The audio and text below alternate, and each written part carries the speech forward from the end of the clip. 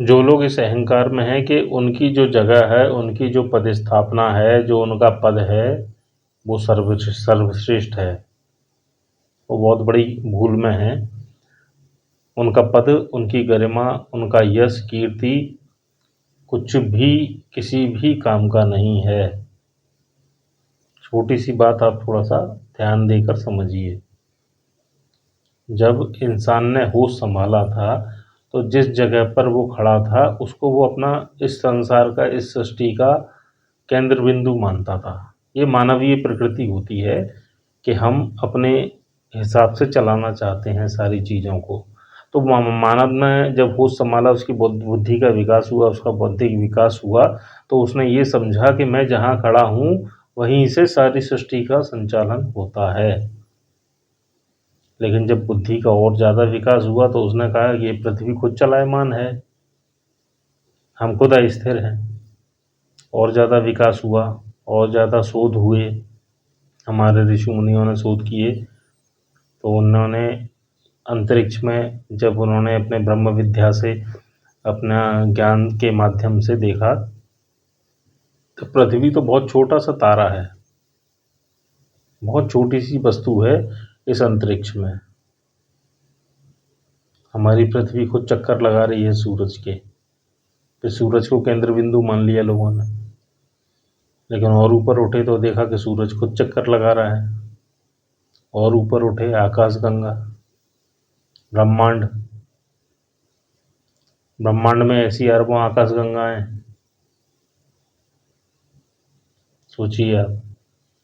ब्रह्मांड के बाद भी महाब्रह्मांड, उसमें अरबों की संख्या में ब्रह्मांड है। और ऊपर उठे, महाब्रह्मांड के बाद भी खाली जगह, स्पेस, जिसे हम स्पेस कहते हैं। अंतरिक्ष कोई अनंत थोड़ी है, ये अनंत है, इसकी सीमा आप पा नहीं सकते। महाब्रह्मांड के ऊपर देखा, भुवन, भुवन के अंदर ऐसे महाब्रह्मांड अरबों की संख्या में है। करोड़ों अरबों सूर्य, करोड़ों अरबों चंद्र, आप समझिए इस सारी चीज़ों को।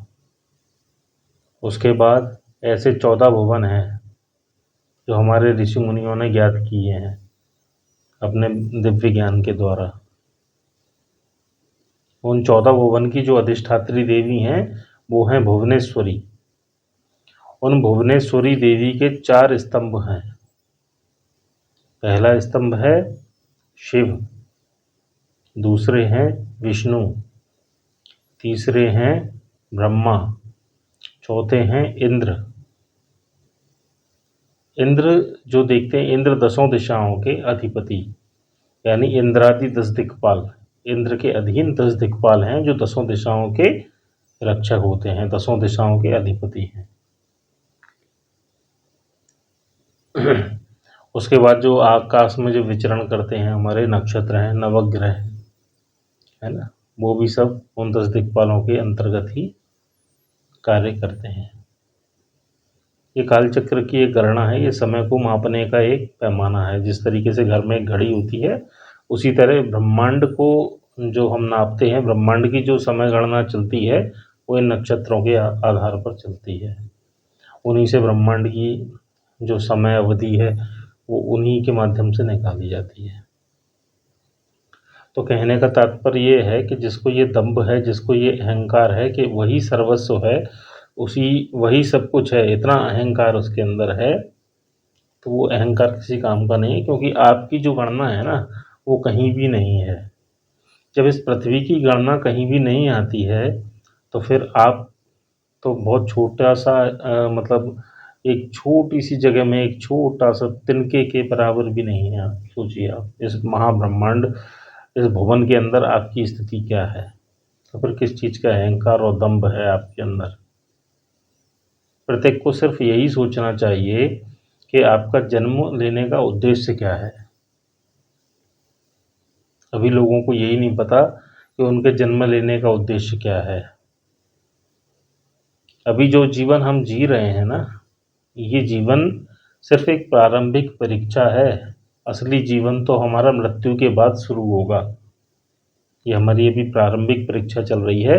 इस परीक्षा में आप कितने निपुण होते हैं, अपने पंचतत्वों को कितना साध पाते हैं, इस प्रकृति की शक्तियों का आप कितना उपयोग कर पाते हैं, इस प्रकृति की शक्ति को आप अपने अंदर कितना समाहित कर पाते हैं, इस पर निर्भर करता है कि आप उस परीक्षा में पास होंगे या नहीं होंगे।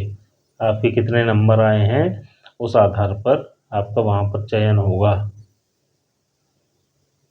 यदि आप वो पात्र नहीं बन पाते, पुनः आपका इस मृत्युलोक में जन्म हो जाएगा, किसी न किसी योनि में आपके कर्मानुसार।